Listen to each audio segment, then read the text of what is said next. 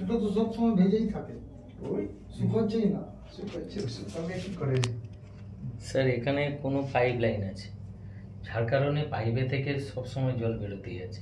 যেরকম ধরুন সাধারণ নলকূপ, ওই জলটাই শুধু যদি সারাদিন বেরোতে থাকে আপনার ভিজতেই থাকবে, শুকাবেই না।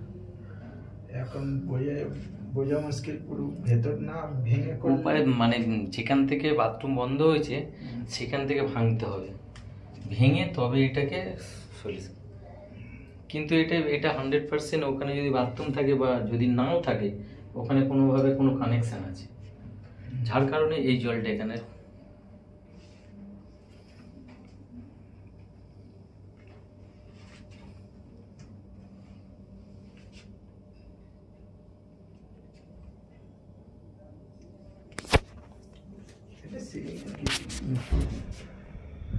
এসি পাইপ না না, এসিতে কিছু হয়নি, হয়নি। এসির পাইপ আমি ছবিটা নিয়ে নিলাম খালি।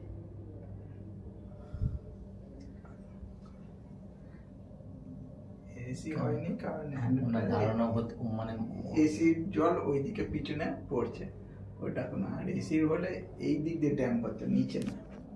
সেটাই